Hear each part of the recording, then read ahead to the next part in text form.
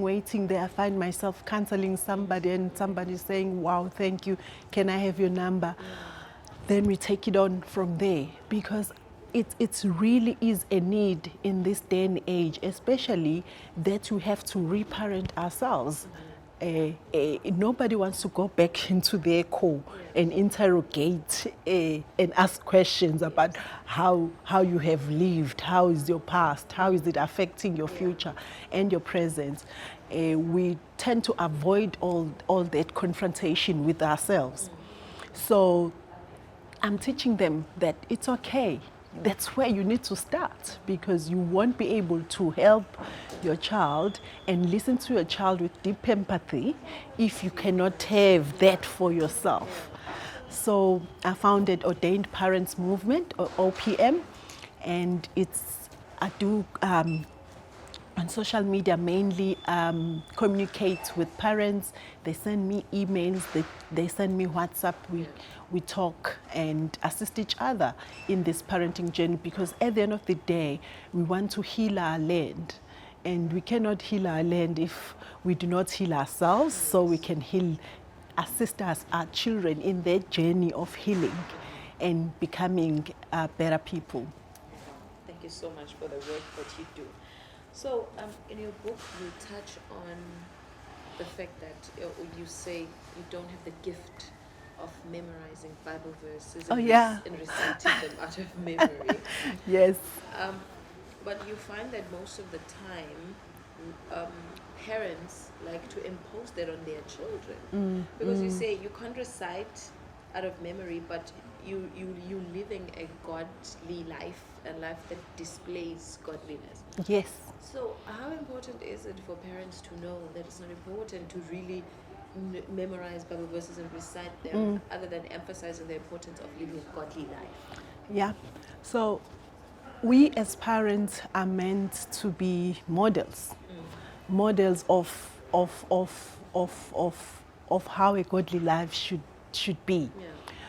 We are made in God's image, and God's image is spirit and God is love. So that's the first thing we need to display. The Bible is there to guide us. At least that's my belief, that the Bible is there to guide us and teach us the ways of living. But remember that God has also allowed us to find new ways of parenting, but with the base and the foundation that we get from the Bible. Reciting Bible verses is not a bad thing, I must say. It's probably, most of us, we know our Father who art in heaven by heart. We know Ujehovah ngumalusi wami off by heart, because we recited that. Only late in life we started to really get to understand the meaning of the words in those verses that we recite. So it's not bad, because you go back to that in your childhood and you bring it up to assist you with your journey going forward. But what most important is that the parents should model. The parents should model godliness before the children. The parents should walk justly before the children. The parents should forgive. A parent should be in a position to say thank you, appreciate your children, accept them, be it biological or non-biological. A parent should be able to display love more than anything and serve with selflessness. So that is, for me, godliness. And Galatians 5 would tell you the fruit of the Spirit, so which is what we need to always strive for. It's not easy in the world that we're living in, because a lot of evil doing come our way and impede our progress with our children. But what's most important is that with all that noise around the world, around our children, we need to break it through and make time for our children. And other than that, because sometimes we are busy, we're very busy, we're at work, we're trying to provide for them, but we have to make time to talk to them. I always say that every opportunity you get, find an opportunity to teach, to parent.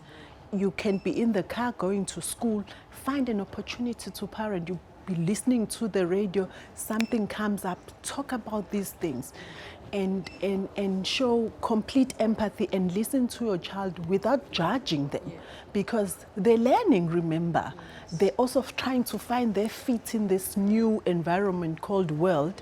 And if you're coming in and outright judging and condemning without teaching, then you're giving them that uneasiness or in operating, in trying to meet the world halfway. So the most important thing I'd say is the triangle. Yeah. God being the apex, the vertex, which is the corner of the top corner of the triangle, and then you are the base.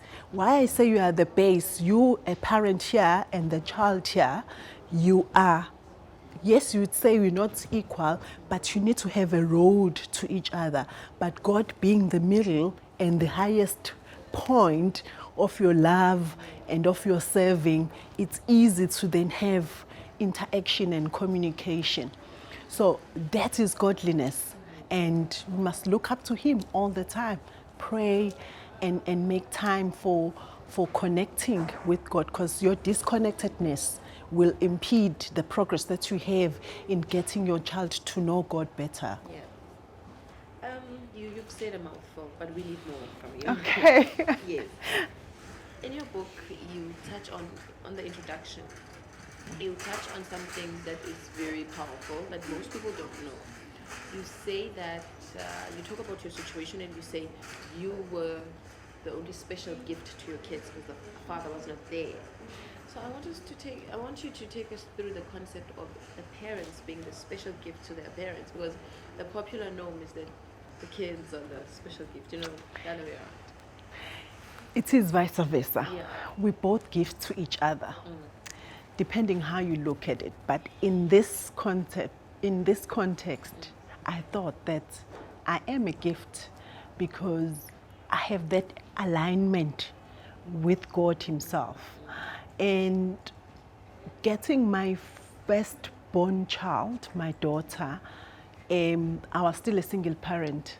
As I said in my introduction, that I've got 2 stepsons, and then I brought in a daughter into the marriage, and we had 1 daughter in the marriage. So it's 4 children in total. I was a gift because I am a custodian.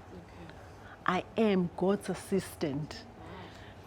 I cannot move away from that calling. That is why I call the book Ordained Parenting.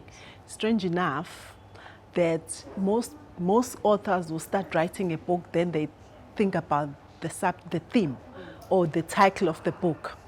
For me, God gave me the title of the book before I could even go in and say whatever He wanted to say through me.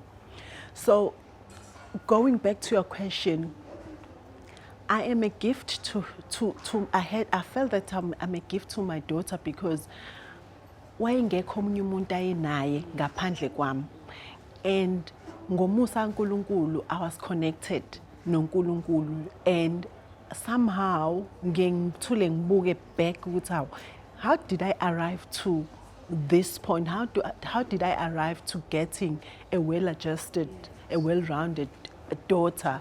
And I realized that it was because of grace kaNkulunkulu having made me a gift to her. But she's also a gift to us, to me. Our children are a gift to us because at the end of the day, although we are with each other for a short period of time, their youth generally, and then they move on to become who they are. But that space, we get taught a lot.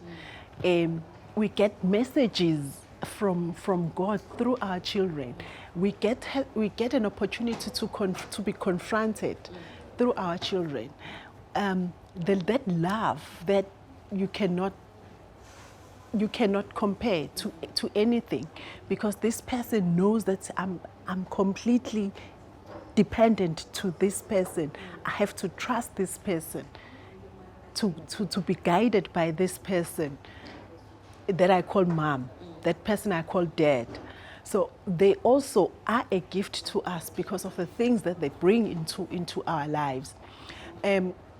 There's also a concept where a person in the older days that our grandmothers ogogo babe fika balalela ukuthi umama ukhulelwe afika lalela ukuthi ingane iyaphi izokwenzani. So angithi they will eventually grow up and serve us and become our presidents and become our doctors, our leaders, the things that we have not achieved, because life evolves and they grow. So we hope that they grow and become better than us. They reach higher grounds than what we have had to touch. So they are a gift in that sense. And if we are not open as parents and conscious about raising them properly to be eventually independent and not to be scared to venture into the world, we then prohibiting ourselves from enjoying that gift. So we are both gift to each other. Before we give away the whole book, just share with us where can we get the book? Do we order it? Do we go buy it? So the book is available from myself. WhatsApp number 072 940 3356. It's also available for those who are based in Durban at the Adams Booksellers in West Street. And you can also inbox me, DM me on social media. I'm in all social media, Noks Xulu. We also, in terms of Instagram, we also have the Instagram page for OPM, Ordained Parents Movement, full name, one word. Then you can drop me a message and I will respond and I will make sure that the book gets to you all over the world. I post Korea, so you definitely get the book. But I am working on getting it online. An ebook, yes. Thank you so much. Thank you for your time. Thank you for coming. Thank you for teaching us. Thank you for your book. Thank you for everything. Thanks for having me. Thank you so much. All right, so that was Noks Xulu, author of Ordained Parents. Author of Ordained Parents. You can get the book at Adams Bookshop in West Street in Durban, or you can connect with her via social media and she can send you the book. That was the book